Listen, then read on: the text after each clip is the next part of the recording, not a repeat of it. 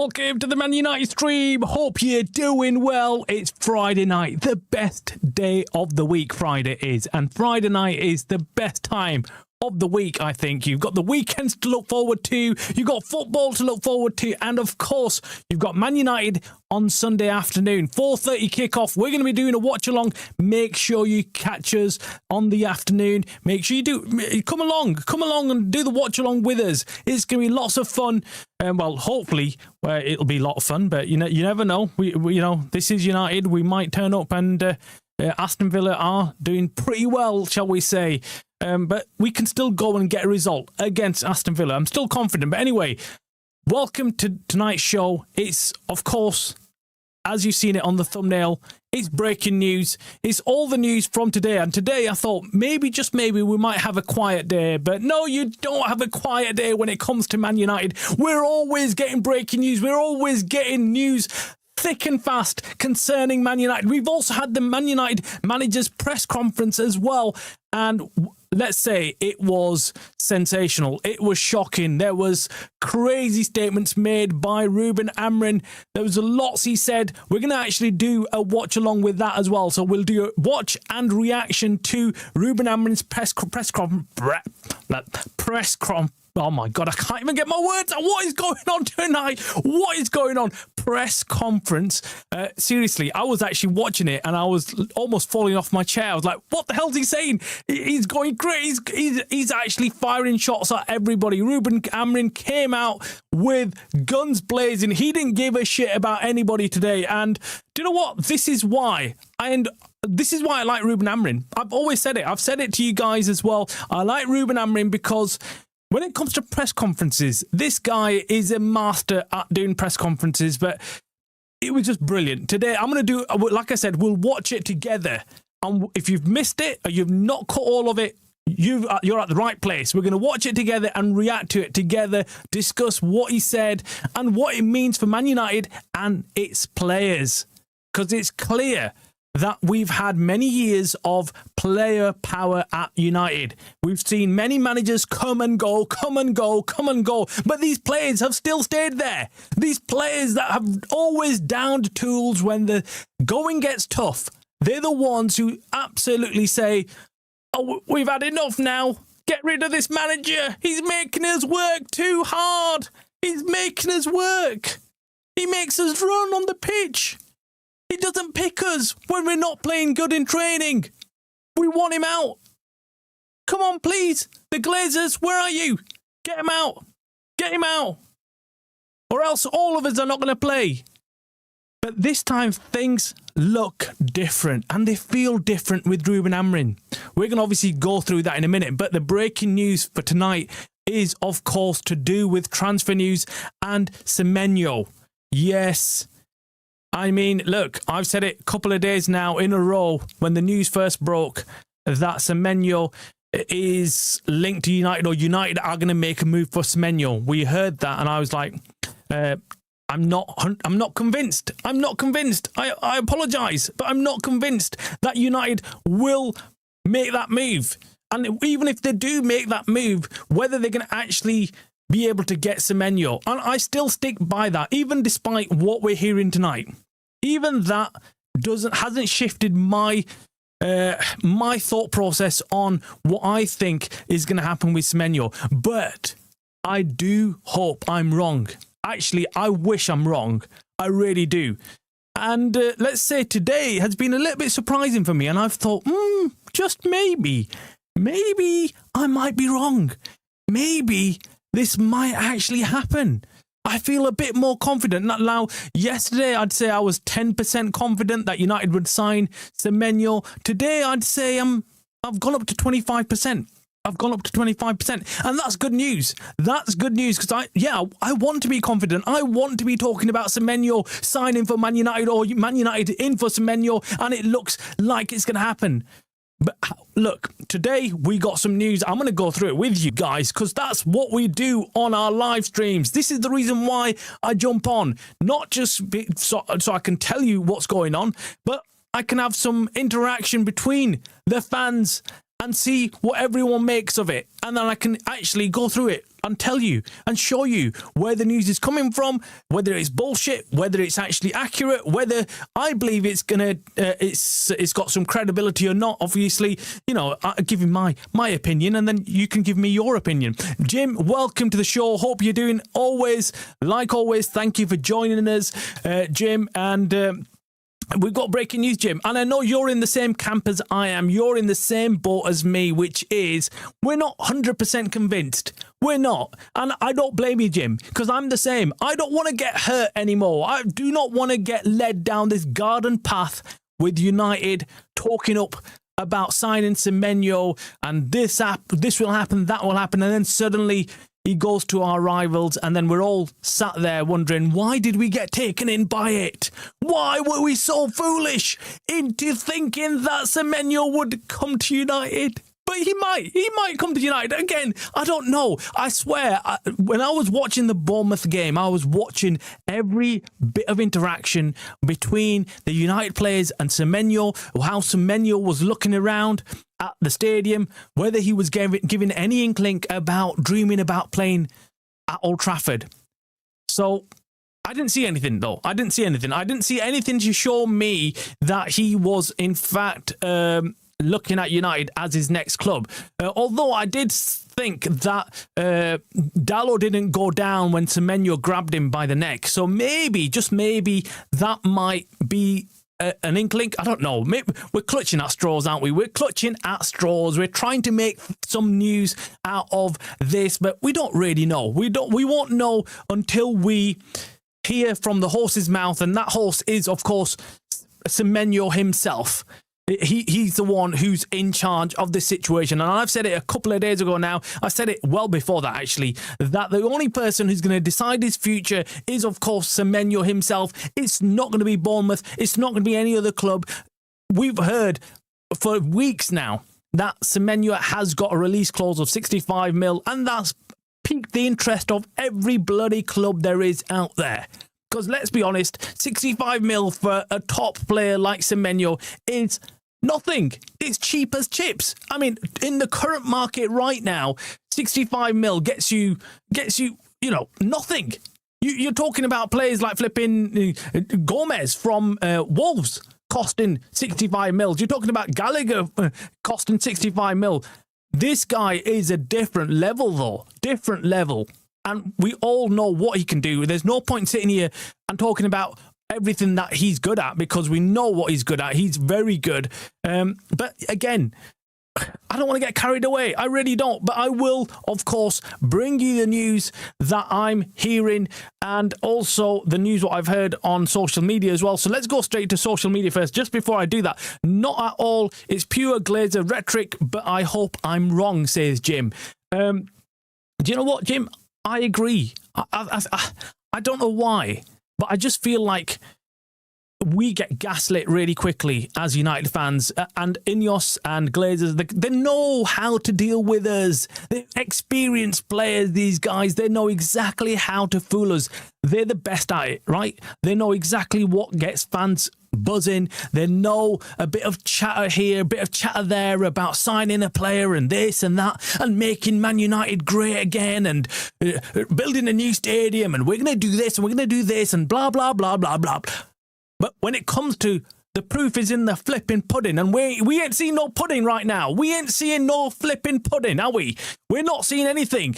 Right? There's all this chatter about making this investment, making that, but there's been shit all investment, right? We've had fuck all investment from anybody right now. The debt still as it is. In fact, it's increased. It's increased. And these bloody parasites called the Glazers are absent without leave. Where the F are they? Right? What are they doing? They're effing parasites, man. Parasites. I don't want to swear. Friday night, there might be kids watching, but if there is, I apologise. Let's go on with the show, though, right? Okay, we've been burned too many times, says Jim. Absolutely, we have been. We've been burned too many times by these Glazers, and now I feel like INEOS are doing the same thing. Then they've got the playbook from the Glazers. They know exactly how to deal with the fans. And I feel like this could be all a smoke screen with United, talking the game up and talking about Semenyo, blah, blah, blah, and even doing it for the sake of Ruben Amorim. Because Ruben Amorim, we know, is a huge fan of Semenyo. He might be saying, I want this guy. Go and get me Semenyo. He's going to make a difference for this team. Go and get him. And then the board might be thinking behind closed doors, right, we don't want to flip and go and get him because we're not even quite sure about the manager right now. So I tell you what, we'll talk it up. We'll leak the information out to the press, to our lovely journalists out there, the ones who get on with all the leakers at United. And we'll tell them, United are really serious about signing Semenyo. We're very serious. We're going to go in for him in January. We don't care if Man City and Liverpool and Arsenal and Chelsea are in for him. We're going to still go in for him.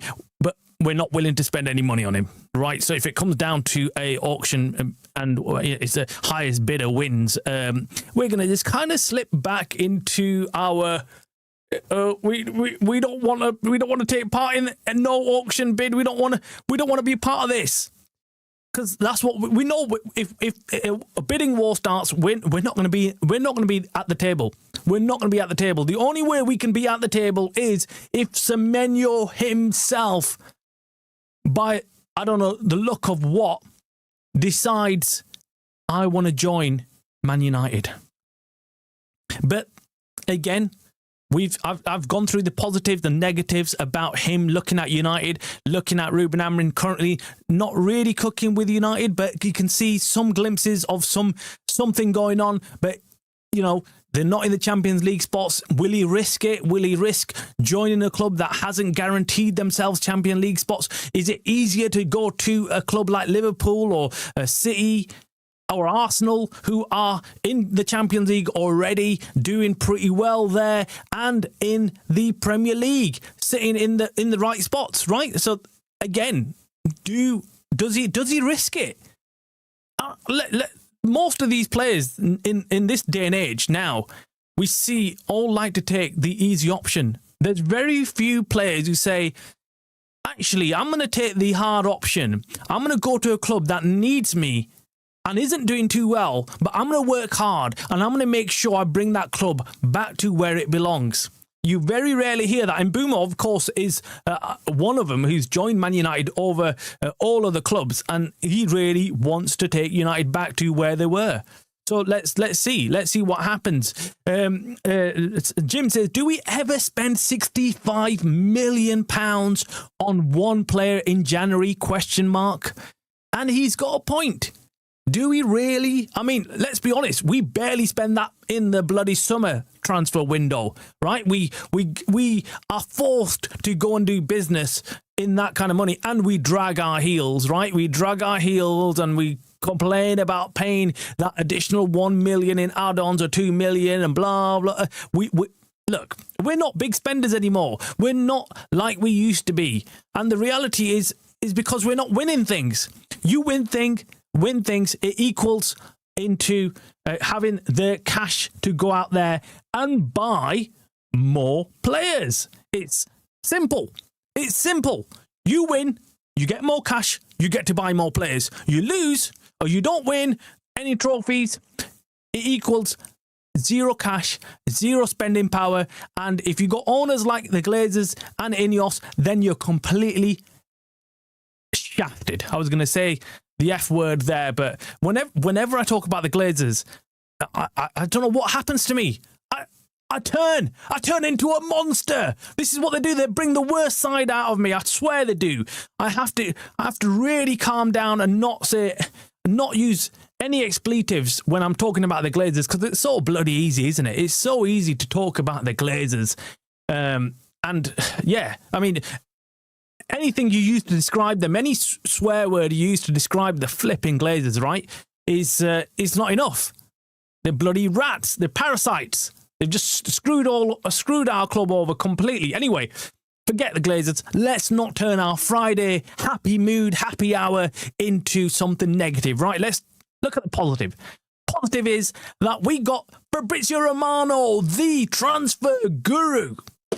He tweeted out about 2 hours ago, Semenyo expected to move in January with 65 million release clause valid until the 10th of January. day 10, around day 10. So obviously in the first week and a half of the transfer window. After that, it actually expires. So the clubs have to have, they've got to empty their piggy banks out when it comes to INEOS, and they've got to be ready to spend that 65 mil if it comes to it. Manchester United and Manchester City are both called this week, pushing and in direct talks. Decision up to the player on his future. So we know Man City have jumped in to this race.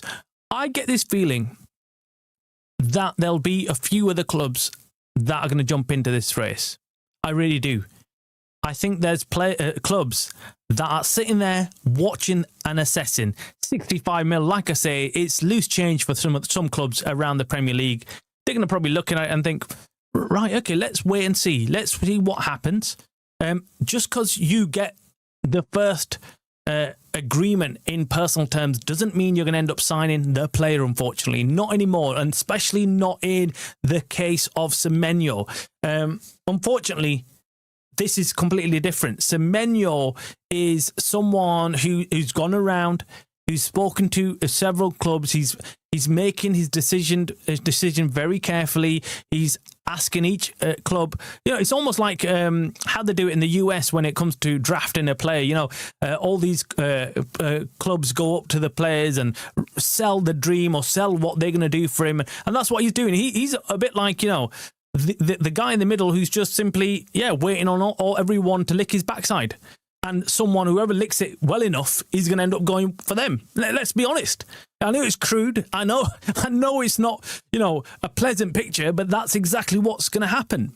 Whoever can kiss his ass the best, he'll end up going to that club. Do I want United to kiss his ass? Yes and no. I want the player to actually want to come to United over and above anybody else. I don't want another mercenary. We've seen that in the past where we literally fall on our hands and knees and ask a player to join United, and then he waltzes in and doesn't give a shit about his performances, and a year or two down the line we end up selling him for next to nothing, and we're thankful to get rid of him. So for me, I don't want that. I want a player to come in if he really wants to join United. So that's the question we need to be asking him, which is, do you really want to join United? Are you a Man United player? Do you want to join the biggest club in the Premier League and in Europe? And I don't give a shit who says then we're not, blah, blah, blah, whatever someone wants to say. Just lying to yourself. Everyone knows United are the biggest club in England, right? And in Europe. They're top three. So yeah, then it depends entirely on the player, whether he feels like, right, do I want to join United or not? I've not heard anything, unfortunately, from Semenyo that is clear cut. But then again, most Premier League players, we didn't hear anything directly from Mbeumo. I was watching interviews with Mbeumo, 3 weeks before he signed for United, and he wasn't giving anything away. He was asked directly about Man United, and he didn't say yay or nay. He didn't say, yes, I want to join United, or I like Man United, or options are open. Nope, he didn't give anything away. He stayed stump, and that's pretty good. And if Semenyo's doing that, again, I'm happy. But there could be an outside shot. I really don't know. I've heard, and actually he himself said he's an Arsenal fan. So that for me immediately was like, shit, he's not coming to United, an Arsenal fan. Why would he want to come to United? If Arsenal join the race, they're going to hands down win it, surely. So that completely put me off the idea of actually even signing Semenyo. But this news from Fabrizio Romano, we've got to take seriously. We've got to take it seriously because he's the serious journalist. He knows everyone. He knows everything. He knows what's going on behind the scenes. And then we got a flood of other news journalists or whatever, of social media went crazy, and then lots of other people started jumping in and breaking news. Manchester United are now seen as front runners to sign Semenyo in January. Peter Hall and MSI Douglas. I don't know whether they must be journalists. They're the sources for this headline that we are now the front runners to sign Semenyo. Again, I don't want to get carried away, so I'm finding it a little bit comical as alongside. Okay. Yeah, I'm not taking it seriously. I'm not taking it seriously, and I don't want my viewers to take it seriously either. If it does happen, we've hit jackpot.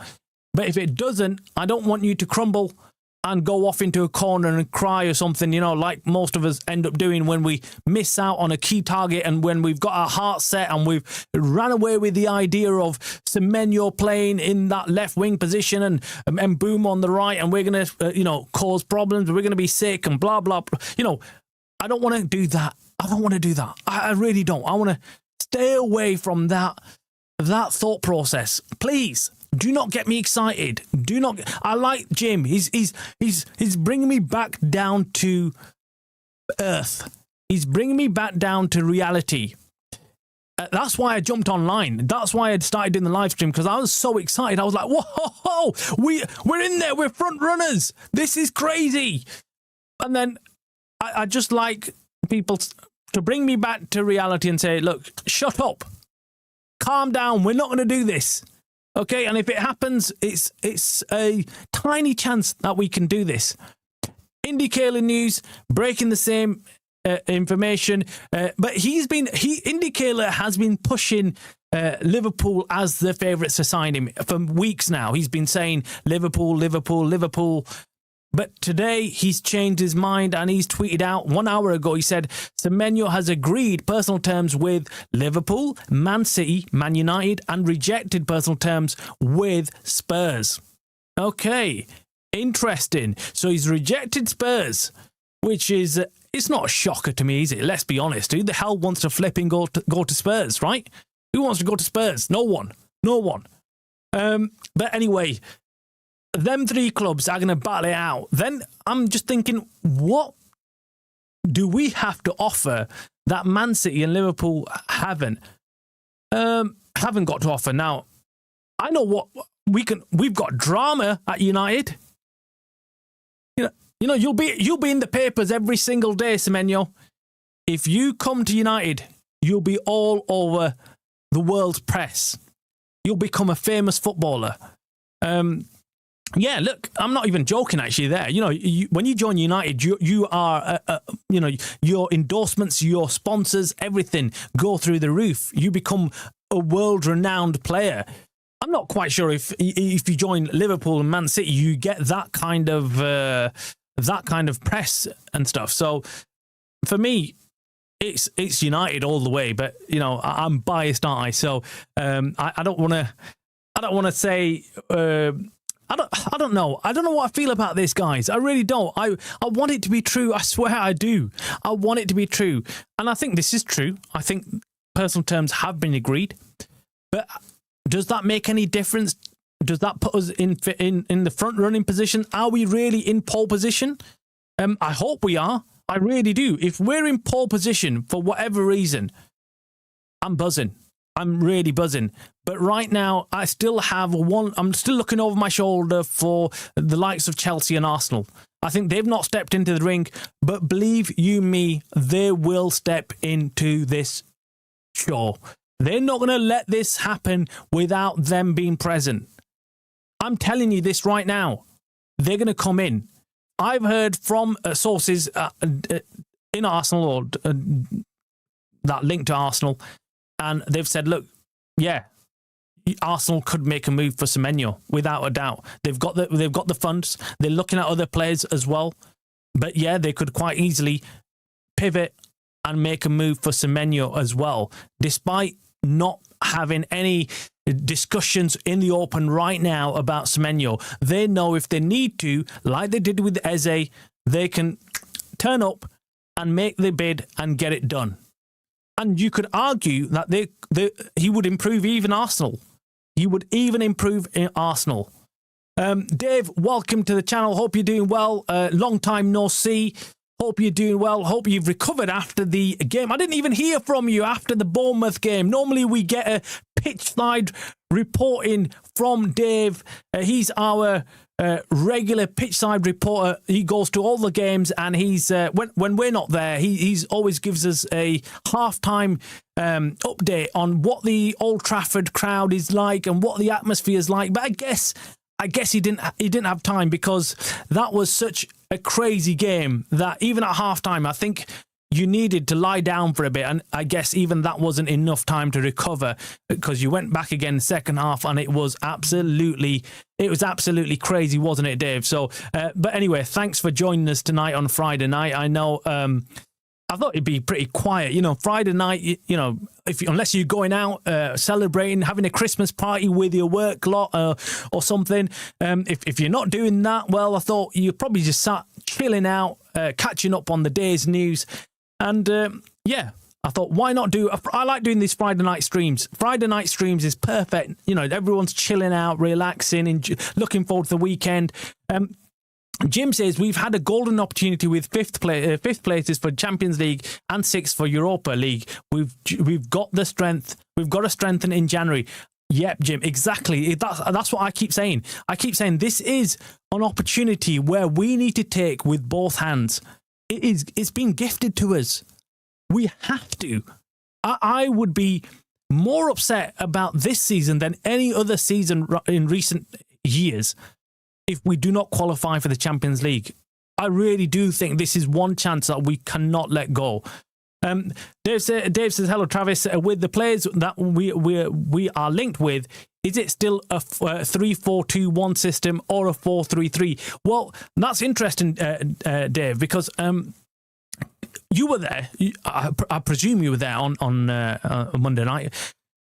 We went into so many different formations that night that even I, watching it on the screen at home, was finding it difficult to keep up with the formation changes. We started at 3 at the back. We quickly moved into like a 4 at the back. Then we moved into a 4 at the back. Then it was 1 in midfield in Casemiro. Then Bruno Fernandes had shifted up, and then we had 4 in attack. It was crazy at one point. I mean, so we were playing 4 attackers at one point. Our formation was all over the place. Not in a bad way, though. I found it quite pleasant to see Man United going into different formations, confusing the hell out of Bournemouth. And I like that. I like the fluidness of playing in that kind of system. And that's what Ruben Amorim has been saying and telling us for some time now. He's been saying, look, I really want to change. There is no one formation I play during the game. We shift up depending on what is going on in the game. However, my criticism to that has always been, well, it doesn't look like we do shift up. It looks like we stay in our solid formation no matter what. And a prime example was against Everton. When we went one man up, they got one man sent off.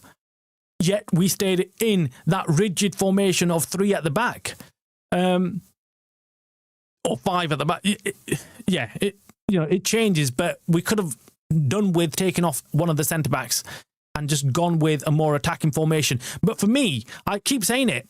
I like the 4-4-2 formation. I just think it's really well balanced going forward and defensively. And we are hoping that we get to see that formation come Sunday, because we have heard that Ruben Amorim, with the absence of Mbeumo, Ahmad and Mazraoui, he's going to have to change up the system, and he's going to elect to go for a 4-3-3 formation or a 4-4-2 formation.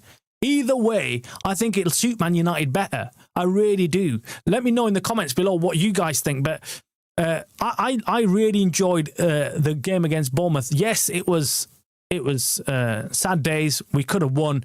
I thought we had won it with Kuna. I thought, that's it. What a win. I was in my head was already looking forward to doing the reaction video, and I was like, buzzy, this is sick. What a game. And I don't think I was enjoying it at the time. I was, I think I lost weight during the game. That's how much I was just stressed out watching the game. If Semenyo signs, does it mean he'll play at left wing back? And also, would he really want to play there? Now, that's a really good question there, Dave, because I read somewhere that that's exactly what he's going to be asked to play. He's going to be asked to play in the left wing-back position if Ruben Amorim continues in this formation and if he joins. There's lots of ifs there. But yes, I heard that Ruben Amorim will ask him to play left wing back. I know that's crazy. It sounds mad, doesn't it? It sounds absolutely ridiculous to sign a player like Semenyo and then say to him, oh, you can play left wing back, thank you. And the reason, I read somewhere where it said, oh, it was because Dogu's not doing too well. Dalot is not naturally able to play in that position. He's been wasted in the left wing back position. He's more of a right back player. So therefore, Semenyo would come in and slot into that left wing back position. I think that's criminal, isn't it? If that happens, I mean, that's like signing bloody Messi or something and playing him in, like, I don't know, right wing back or something. It's just crazy. I'm not comparing him to Messi, by the way. I'm just saying as an example. I'm not saying Semenyo is Messi or in that same league. I'm just saying he's a very good player. He's a very good attacking player. Scores a lot of goals. We saw what he did against United. Took on most of our defence and slotted it in. But at the same hand, yeah, I mean, I think I'd be upset if he did that. I'd be upset. I was gutted with Bournemouth results since we should have won. And you are stating facts. Amorim did implement a number of formations in that game, and that's why we scored and conceded a lot. Yet, let me know your thoughts, Dave, because for me, watching it, at one hand, I was upset with letting loads of goals in, but after calming down and after the game had finished, I realised, well, actually, look, if we had experienced defenders in there, like Leacher, like Mazraoui, like De Ligt, would the result have been different if we played exactly the same way and style we played? I think we'd all agree that the result would have probably been different. We would have won without conceding that many goals. And that's not pointing fingers at Haven and Lenny Euro, because look, they're kids, and I'm still really happy with their potential and what they're showing and how good they are right now. Of course, they've got learning to do. They've still got to get some experience, still going to develop, still become very good centre-backs in the future, hopefully, for United. So yeah, for me, I was excited. After the game, I was buzzing. I was still kind of high. My adrenaline was still rushing. I couldn't calm down. I went downstairs, had a drink, and I was still like, oh my God, what have I just watched? How the hell, number one, did we end up drawing that game? And number two, what a crazy game. I mean, every attack United were essentially going on, you thought that they were going to score. I kept looking at Ahmad on the right wing, and he was unmarked up in acres of space every time we'd get the ball. And I'd think, oh my God, if someone can just ping that pass to Ahmad, we're going to get another goal. And Ahmad was on fire. So I really loved watching United. I felt like, yeah, for finally I get to see an attacking United. It's almost like the old United, you know, guns blazing, throwing the kitchen sink, don't give a shit about what's going to happen behind them. Let's just flip and go and outscore the opposition.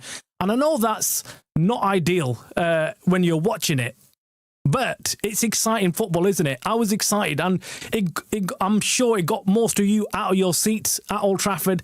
But yeah, of course it was gutting. Of course, you want to kind of have something to hold, say, like, yeah, that's what we want. And imagine if we'd won that game. Can you imagine what the breakout after that would have been? I mean, the fan base would have been absolutely buzzing. We would have been absolutely on cloud nine. Levy, welcome to the channel, mate. Hope you're doing well. Semenyo at the left wing back will be easily work with a shift. Two athletic midfielders, Blaber and Ugarte, would be a pair. Okay, so look, if it could work, if he can do what Ahmad is doing on the right wing back, but then it depends on Semenyo, doesn't it? I mean, I'm just worried that if you're selling that to Semenyo, he's probably thinking, what? Like, you want me to play a defensive role and attack at the same time? Is that going to be a lot of work? Will I get enough time to go up and attack? And it's something that he's probably got to learn, because we know that he can play across the front, but I'm going to be honest with you, Levy. I don't know whether you've seen him play left wing back, but I've not seen him. I've not seen him. I was speaking to a journalist from Ghana the other day. It was last week, actually. Last week I was speaking to him. And he was telling me all about, their national team and all the players. And I spoke at length about Semenyo with him. And I was kind of getting the lowdown on Semenyo, what he's like, what they think of him as an international player. They've seen, obviously, a lot more of him. They've seen him develop from youth into a top Premier League player. And he had some positive words to say about him. But he also said, look, he's not regarded as our best player, which surprised me. And he said, look, Kudos is regarded as our best player. I think he's their captain as well. They're going to be playing against England in the World Cup, so that's going to be an interesting watch as well. So let's see. Hopefully, we can watch Semenyo a lot more careful, well, a lot close up if he's a Man United player. If he's not, well, then not so much, is it? It's not so much. We can't really... we can't say, we can't be too happy with that if that happens. I mean, I want to turn around and say, look, we're gonna have a time where we're watching Semenyo and we're loving it.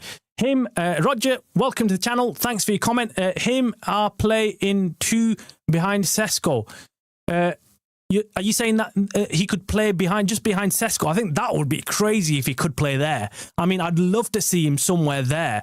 I'd love to see him somewhere there because I feel like if we're going to get by these attackers who he is very good at putting the ball at the back of the net. He knows exactly how to finish. He's very composed in front of goal, doesn't panic, a bit like Mbeumo. Although Mbeumo had a bit of a quiet game against Bournemouth, we know when he gets a chance, he is composed and doesn't get nervous, doesn't get caught up in 2 minds on what to do with the goalkeeper, how to get it past him, just slots it in exactly where it needs to be. Semenyo is that guy as well. But I don't want to talk him up too much, man, because the reason why I don't want to talk him up, because what if he goes off to Liverpool or he goes off to Man City and we've been talking Semenyo this, Semenyo that, and he ends up going somewhere else. But look, let's remain positive. I don't want to kind of negatize it either. Let's just take the news as it is, and day by day, it is looking rather positive. So I'm pleasantly surprised with today's news, I must admit. I said it in my 2 shows, I've said it in my live stream yesterday and the day before about Semenyo, and I was like, look, I'm not convinced. I'm not convinced. Yes, United will go in for him, but will he come? Are United serious about it? Have they even agreed personal terms? I did mention that Ruben Amorim did speak to him in the summer. Now, I'm just hoping that Ruben worked his magic like he does in press conferences and speaks to everybody. And, the poet, they call him the Portuguese poet.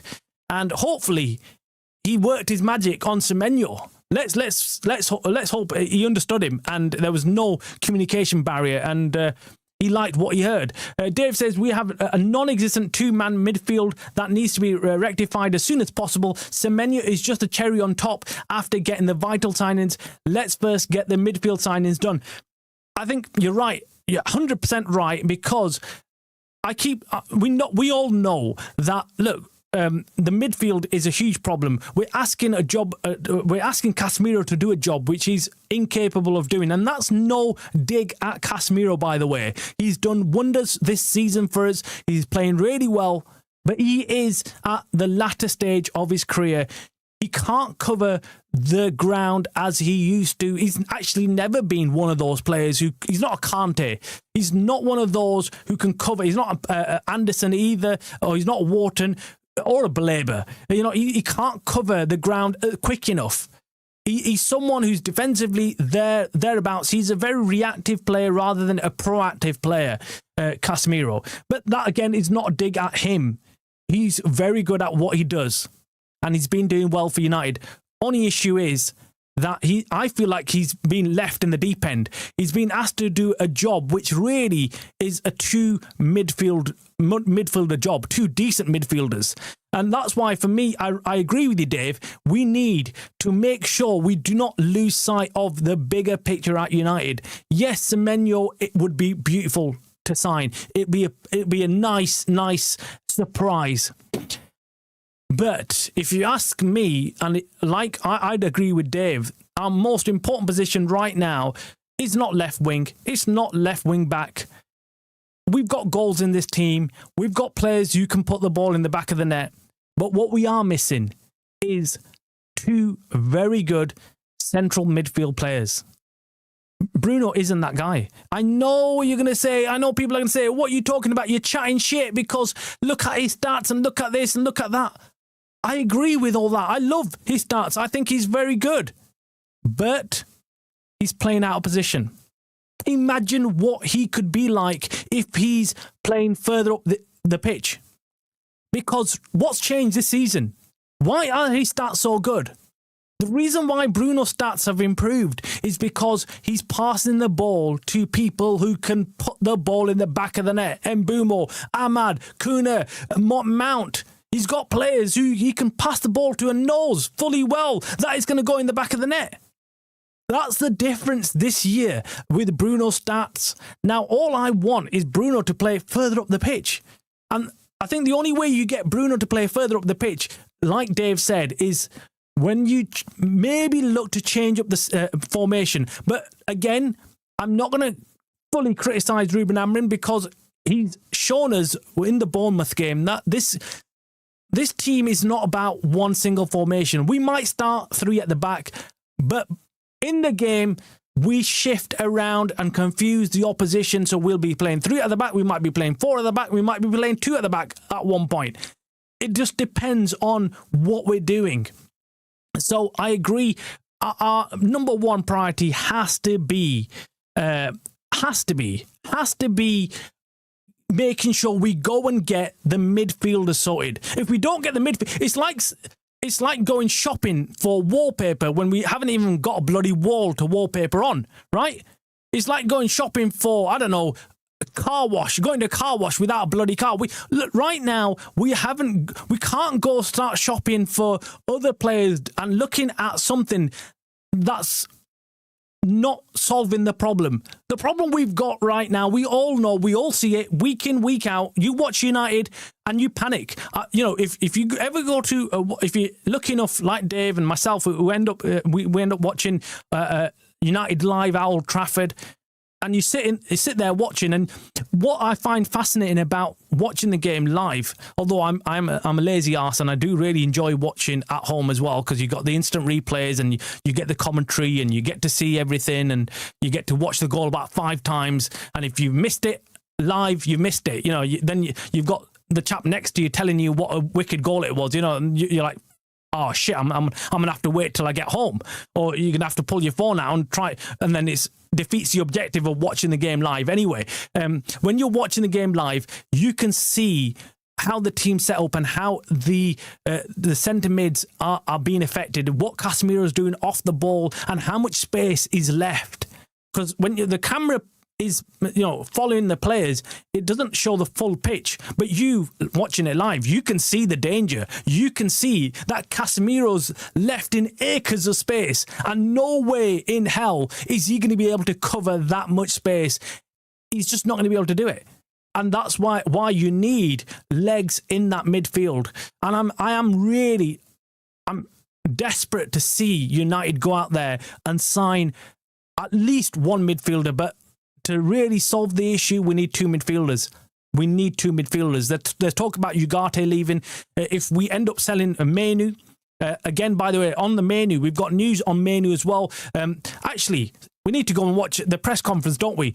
Let's go and watch the press conference, guys. I might skip it in parts, but let me go and get the press conference up. Before I do that, let me just quickly do the chat with Dave. Any team that wins trophies or competes or have a solid midfield, which is always a must. I'm tired of seeing constant gaps and how we are always easily overrun in the midfield by teams. Absolutely. I remember when we played against Fulham and we had their manager, Silva, at the end of the game. And in the post-match press conference, it was embarrassing because he said, United are kind of easy to play against. We knew exactly what to do. Which was we overran them in the midfield and we won the game. And I'm sure there's been another couple of managers who've said the same thing, which is, yeah, it's kind of easy. We we know if we overload the midfield, we control the game, we win the game. Easy. And that's what they did. Tottenham did that against us. Tottenham, they were losing, then they threw more players in that midfield area. Udogie came on. He played in that inverted role, kind of came into the midfield as well, making them runs through the midfield. And he had no one stopping him. No, he made a couple of runs like that. And I was nervous already. I was like, shit, this is not looking good. Even though we were 1-0 up, I was like, look, this is asking for trouble. I'd like Bruno higher up the pitch, right past the net and sign the crowd spectating. Oh, you got me there, Jim. You got me there. Oh God, man. Friday night, Jim. You can't be pulling these stunts on me. You can't be saying that. You can't be asking me to read that out, man. Do you know what? That is funny. I was reading that as a serious comment, and then I saw you got me. You snookered me there. Levy says, agree that midfield is the main priority, but if none of our targets are available until the summer, United should take advantage of other opportunities. Semenyo makes sense in that light. Yeah, look, if we can't get the targets that we want to get in the January window, I've said it, and I've said it time and time again. I agree with you, Levy. Semenyo is an once in a generation talent. Yeah, we're gonna regret not signing him. In fact, yesterday I was talking to someone, and they were telling me how they likened this scenario to how Sadio Mane was up for sale when he was at Southampton, and he ended up joining Liverpool. And it's a bit like that. They're saying, look, this is his next step up. This is an opportunity for clubs to get this guy in and get the best out of him. And for me, absolutely, I think to myself, we cannot allow this just to go past us and not make an attempt to get him. We've got to do that. This is what United is all about. We can't just simply sit here like we're not interested. Because if we keep doing that, we're going to be left behind. Look at what Liverpool did with their squad. Look what flipping City have done with their signings. Look at Rinders and Shirky. Look what they're doing, man. They're cooking. Shirky, look, do you know what? It's one of those, isn't it? You see that player. You see that he's available. You know he's cheap. Yet you just sit there and let it be. And I've said this many times, and I was saying this in yesterday's show. It was a bit like how Isaac, when he signed from Sociedad for Newcastle. And I was sat there thinking, United, what the F are you doing? Why don't you put in a cheeky bid? What is it? He cost about, 65 mil, was it? I can't remember how much it was to Newcastle, but it wasn't as how much they sold him for to Liverpool, was it? Right? So I'm thinking, surely that's good business. He's a young, talented striker, very good, athletic, tall, can play, can use his head, use his feet as well. I think he's got a really good weak foot as well. So get in there. Why haven't you even made a bid for him? Yet United I know other clubs did the same. I know there was, Man City and Liverpool, but we need to be one step ahead of everybody else. So when these kind of players come up, we need to take that opportunity. So I agree with you. I agree with that. We can't let these opportunities slip. And yes, he's one of those players that you've got to take that risk on. Whether we've got the money or not, I'm not quite sure. But we need to go and get them credit facilities open up again. We need to be knocking on the bank's doors and saying, we need to sign this player. So pull your money out, INEOS, because we're not going to let up on this one. Dave says people will glaze Bruno as long as he gets the GA like Salah. I always see people have dementia about Bruno. Literally, it just gives the ball away and causes the problems. But hey, he gets the GA. Do you know what? When I'm watching Bruno, and I was saying the same thing this on Monday, he gives the ball away. Without a doubt, he gives the ball away a lot. And yes, his argument, I've seen part of his interview with Rio Ferdinand where he's come out and he said, I give the ball away, but I also get them passes and I get them assists. I'm not quite sure. You know what I mean? I'm not quite sure if that makes sense to me. That's like, I don't know, man. That's like, yeah. I can't take that seriously. I can't take that seriously because you're essentially saying, yes, I'm shit at my job most of the time, but once in a while I get it right. And that, if someone else says that in another line of a job, is that some other job, and says, I'm a brickie and I put down the bricks, but out of every 10 I put down, I get one spot on and it's all level, but the rest of them, the 9 others, are always off level. I don't think you won't trust that guy to build your house, would you? And the same goes for footballers. I mean, he's saying, look, I misplaced loads of passes, but I do get the assists, and my stats say that I'm getting the GA. I'm up there. I'm up there. I don't agree with that, and I think he's going to leave anyway, Dave. I get this feeling he's leaving. He's leaving. I think he's given his call out, shall we say, to the rest of the clubs around Europe to say, yeah, the board didn't want me, and now I'm ready for a new challenge. I've given United everything that I had, but I want to go to sunnier climates. I want to chill out. I want to enjoy the weather. Manchester hasn't got the weather, and I think I'm ready for a change. That's what I'm reading into it. I know other fans are saying no, Bruno Fernandes is going to stay, blah blah blah, and he's going to be. But I can't see it. I can't see it happening. I can't. I think he's strategically done these interviews at a time. Number one, is just before the January transfer window. Maybe he's hoping that someone comes along in January, makes a audacious bid, and United end up selling him. And I can see that happening.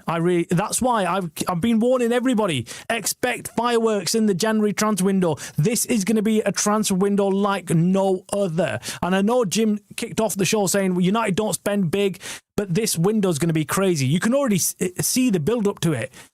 And I think the reason being is that teams have finally got to grips with the January transfer window. They know how to do business now. And they started doing the groundwork well before January. So come January, they're going to be absolutely on it, making sure that they get the deals done. And Semenyo is one prime example. Before the 10th of January, we're going to know which club he's going to end up at. That's crazy. There's not going to be any last-minute drama. It's going to be 10th of January. We will essentially know who's agreed the fee and who he wants to join.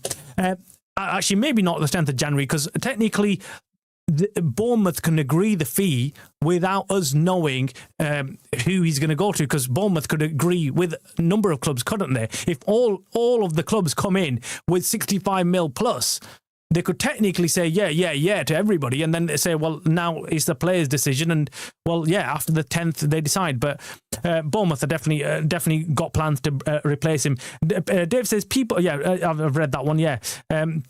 Dave says he was just admitting that he's erratic. It's good he doesn't live in denial. True, I also see him leaving in the summer. Yeah, I think, look, January, summer, he's gone. I really do think he's gone. And I think United kept him for one more season because, number one, it was Ruben Amorim's first full season. And I think Ruben Amorim really needed that trustworthy captain, a player that he can trust, someone who's going to have his back.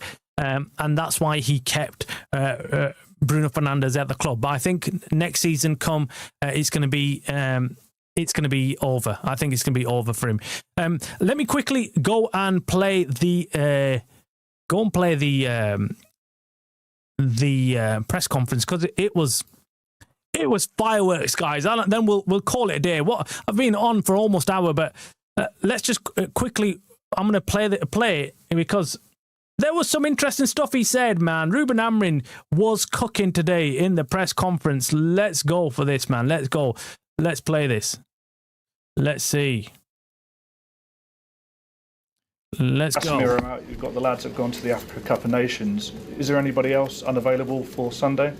No, I think everyone is well. We have one more training, but today I think the rest of the guys are ready to go. Does that mean De Ligt and Maguire could feature? No. Okay. I'm saying that the nobody recover, nobody's out, just the guys that you already know. You've been asked a lot about Kobbie Mainoo in recent press conferences, it's kind of unavoidable to not ask you again in the wake of his half-brother wearing a free Kobbie Mainoo t-shirt. Did you see that?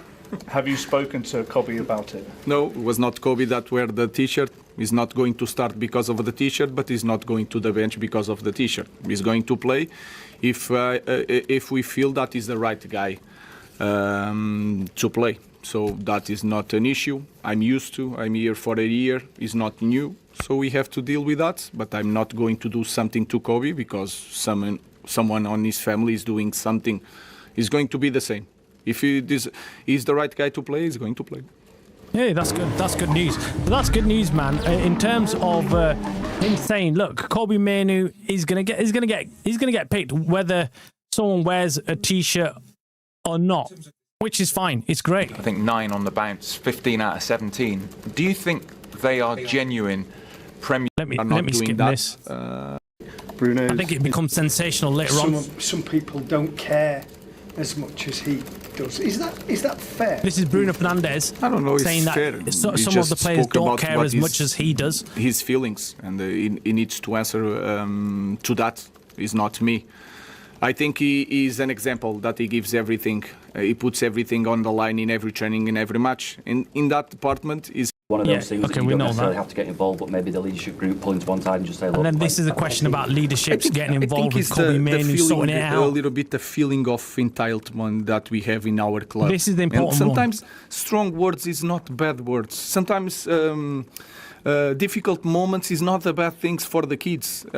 We don't need to be always with accolades in everything, in every situation. We are not helping. That's why you guys talk about a lot of players nowadays that they speak and they go against the clubs and everything happened because they feel entitlement. He's talking and about then the you youth have players here, legends by the of way, the young club players like saying Kobbie that Mainoo. if you don't play, leave because everyone is wrong. No, let's think about.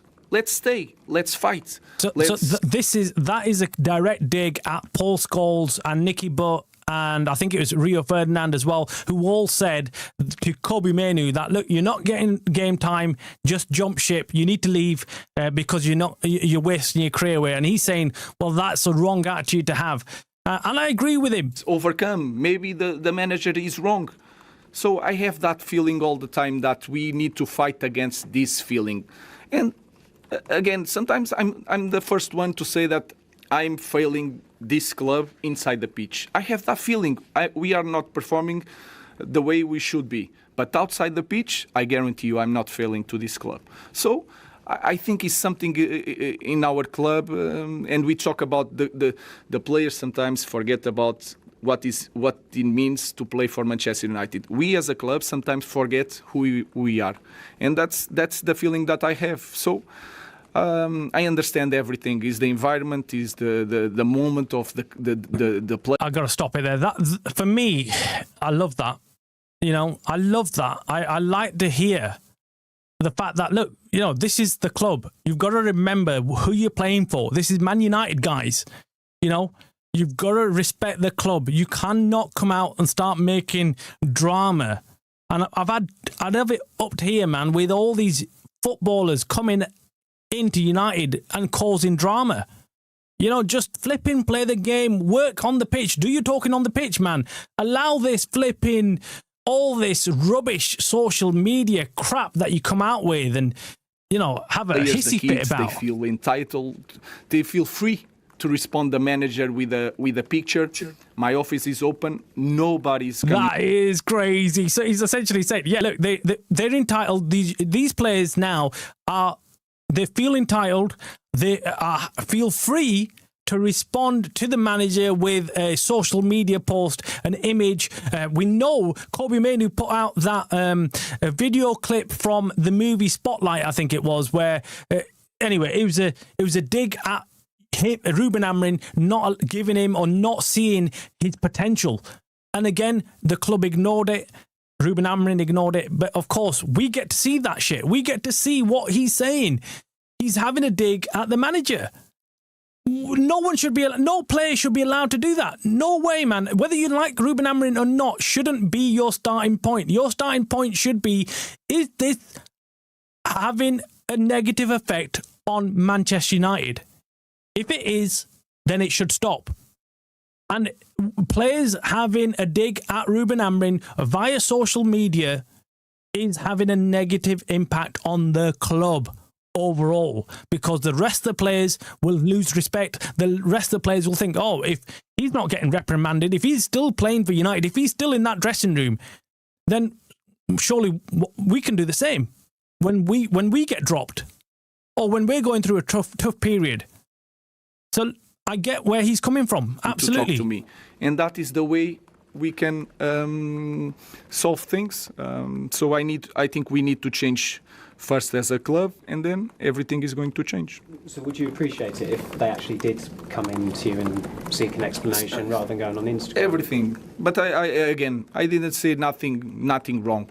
I just spoke about how the luck of playing for Manchester United. And sometimes you play for Manchester United and you go see a different realities, and you understand that football can be so different, and that you are really lucky to be in Manchester United. That was my point. But again, let's move on, and with the time that I think these things will change. Ruben, just following on from Rob and Samuel's point, I think a lot of fans would completely agree with you on those points. Are you surprised? You said a lot's still coming onto your desk. Are you saying that you'd hope that maybe the leadership team, some of the senior players, would take a bit more responsibility at this stage for some of those things? And also, could I just ask, Sir Alex Ferguson's done an interview in Bahrain, and he said it's not easy what you are facing. He likened it to what Liverpool faced. They won the title in 1990, and then he went. I'll skip this because he's talking about Sir Alex Ferguson. I think we are not saying that United are quite far away from winning the league right now. Maybe which another manager 10, is going 20 to be years. here, but I truly believe that we can fight for the title in the next couple of years. Yeah. And I think it's not going to take to solve everything. You can't do everything though, Ruben. So this is where they're asking him, well, you've got the senior leadership team in Bruno Fernandes, Harry Maguire, Leacher, Dalot, and I think there's one other player as well, that they're all part of this senior leadership team, and they're saying, well, surely they should be sorting the whole situation with Kobbie Mainoo out. Maybe they should be grabbing Mainoo and having a word with him. And Ruben Amorim responds to it saying, well, no, I deal with everything. I don't expect them to deal with it. And yeah, look, it just goes on. We'll see the end of it. Pull other players into line at times, surely. You're going to need that dressing room to help police itself. We are improving as a team, we are improving as a group, and we are going to improve in these small things. That will make difference even to suffer goals. If we are a different group, we are going to suffer less goals, but we are scoring more. So let's think about the positives and think about the Villa game. Okay, so you heard it there. Again, I think he dealt with it well. I think he was what he was saying was on point in terms of the young players feeling entitled and feeling like they deserve to play for Man United, and they go elsewhere, and then they realise the reality of playing for Man United and how hard it is. And they realise, oh, it's no different elsewhere. And in fact, let's just ask Marcus Rashford. Is he still pulling benders? Is he still going out the night before a big match at Barcelona? Is he going? There's plenty of nightlife in Barcelona. You know, there's plenty of places to be partying in Barcelona in that lovely weather, lovely climate, lovely people. You can enjoy yourself. Is Rashford doing that? I don't think so. So if any of these youngsters think, oh, life is better elsewhere, I think they're deluded. And exactly what Ruben Amorim said. They're entitled. They feel like they're entitled. DJ Dark, welcome to the channel, mate. You say, I'm still not convinced. I'll give him until Christmas.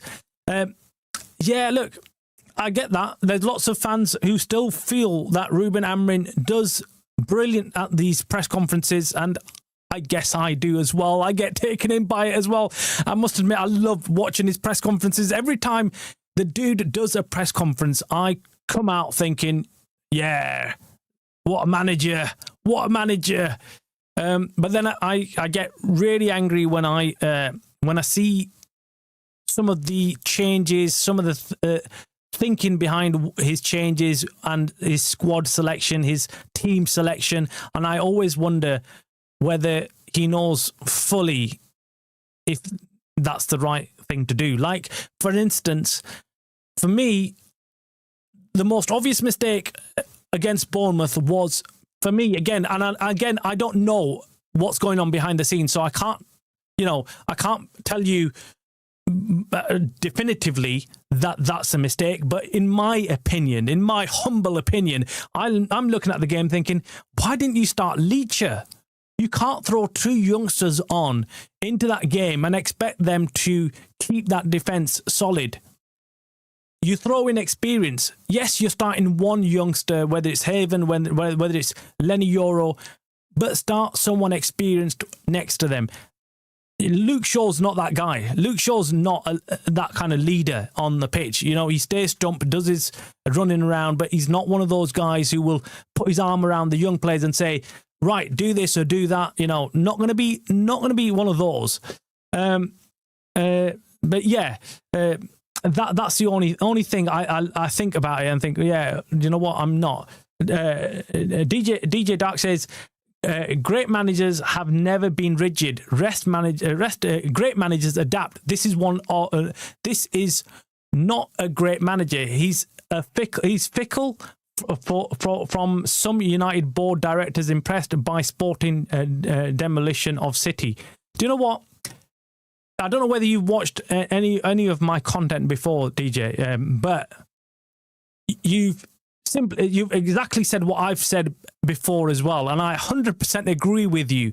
I've been screaming out this for a long, long time, and especially when we lost against Everton, and I went on a rant about Ruben Amorim, and I said that great managers are flexible. Great managers are reactive and proactive. They know exactly what to do, make changes. You've seen the likes of Sir Alex Ferguson. I remember, and again, I don't want to be going back to Alex Ferguson, but he is one of the greatest managers of our time, right? Or was. And Pep and Mourinho, you know, and Ancelotti. I'm naming some big name managers here. And there's one thing in common with all of them. They shift things up depending on what's going on the pitch. Not what's going on the training ground or what they think's going to happen in the game. They change in real time. They are very good. They can see things happening before their eyes and sometimes even predict what's going to happen and make changes to their own team and react to the opposition. That's what makes a great manager. And I've said it, I love Ruben Amorim, but I just feel like he is learning on the job. He's a young manager, and I'm not going to hold it against him. I'm not going to say, look, that makes him, not the right manager for the job. I'm not going to say that right now, but I will say that there are times when I look at Ruben Amorim and think, I get the feeling that he's just learning on the job. Someone that's not 100% sure about what he's doing. But then again, the other side of the coin is that he's got some shit players in this squad that he's inherited who are simply not good enough to play for Man United. And we all know, we've seen that happen many times. I got a sticky keyboard, so only dropped in for a comment or two. Good luck, channel. Thanks, DJ. Make sure you hit the subscribe. Again, like to hear from fans like yourself who've got some input into United and are good enough to actually, in fact, most Man United fans know what they're talking about, and you always have a very good conversation. I mean, the worst ones are Liverpool fans, I must admit. I mean, they come out with absolute drab when it comes to anything to do with football. But anyway, DJ, thanks for that. But yeah, very good comments there, and I agree with you. Amorim was held back by crap goalkeepers. How many losses do we have? How many losses do we have since Lemons have started? Not the coach's fault for absolute shambles. The team was in. He can only do so much. Yeah, that's my point in terms of the players that he's got to his disposal. And you're right, we started with flipping Onana, right? I mean, come on, Onana. I mean, it's laughable now even thinking about Man United, one of the biggest clubs in the world, having Onana, the bloody clown, in the flipping goals for us, right? Awful goalkeeper. And then we had Bendia at the start of the season as well. So look, Senny Lemons, young keeper, looks like he's going to become a very good keeper going forward. But we also know that we've still got many other players in this squad who we're carrying, right? We're carrying. They're still not good enough. Yes, they might have one or two game that looks very impressive, and you start thinking, maybe this player's changed, but they don't change for long. You still get the usual, players coming and playing the same shitty football when the going gets tough. When the going gets tough, we know that these players down their tools. But let's be positive.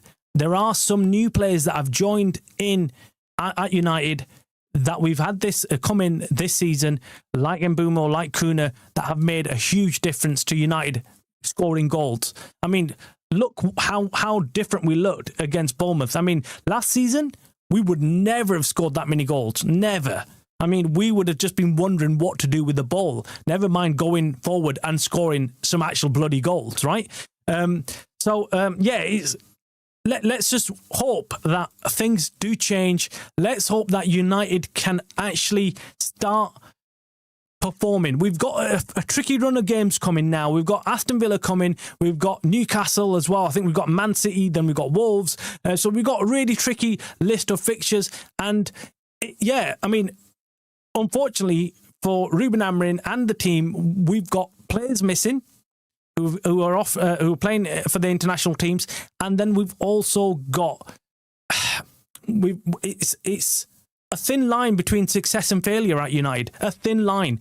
We've got one game away from Ruben Amorim getting the sack, and one win away from Ruben Amorim being the greatest manager ever. So we've got to keep things into perspective and always read between the lines, always be working out what we're doing and how things are working out. So, but overall, let's remain positive. I mean, going into this transfer window, it's going to be crucial. It's going to be absolutely crucial for Man United to make some moves. The worst thing that we can do is just sit on our hands and say, we're okay. We're okay. We're convincing. We're doing better than last season. We were 15th last season, and any movement up towards in the top 10 would be an improvement. That's bullshit. And do not let anybody gaslight you on that. So if you hear anyone turn around, even from the fan base or from INEOS or whoever, and turn around and say, oh, do you know what? Yeah, we're improving. We've done better than 15th. Just shut the hell up. Shut the hell up. We're not accepting top 10. We need to get into the Champions League spots. Need to. Nob says, it's going to be a big game on Sunday. I'm nervous, excited. Hope the guys do good. Yeah, it's going to be a massive game. But I don't know why. No, but do you know what it is? I think United do better against the better teams, man. Although we did pretty shit against City, but I think that was due to a number of factors. But I just feel like right now we might just be able to set up the team.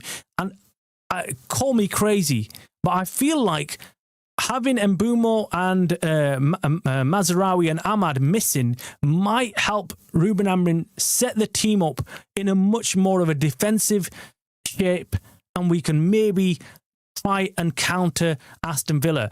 Look, the pressure is going to be on Aston Villa. Aston Villa are the one team that is currently on top form and have beat everyone that's come in front of them.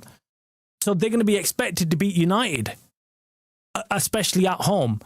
But United can go there, and I think if they can get a result against Villa, I think it'll give the boys a huge boost of confidence, and we can go in to the run of games over the festive period and really go and make some difference in the Premier League table.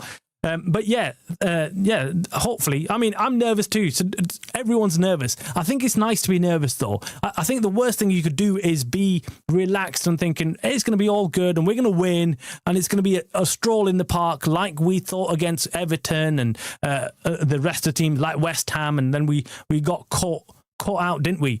I want to be nervous. I want to be nervous for these kind of games because then it makes me feel like, yeah, we are going to actually do something. We might have a chance with this. But anyway, guys, I'm going to leave it there. Can you all do me a huge favour? Make sure you hit the like on this stream before you leave. And if you're not already a subscriber to the Man United stream channel, hit that subscribe. I do daily shows every day on Man United and football generally. So hit that subscribe. We have lots of fun. We're a fast-growing community. Everyone's joining, and I'm hugely thankful to everybody that's been subscribing, that's been liking, and hitting the comments as well. Levy, Nobs, DJ Dark, Jim, and everybody else, Dave, everyone who jumps on and leaves their comments. I mean, it's been amazing. I love just coming on and actually interacting with everybody across the board. And I don't want it to be an echo chamber either. I don't want to just be the one person talking and letting you know my opinions. I want to hear from everybody else, and different opinions are welcomed.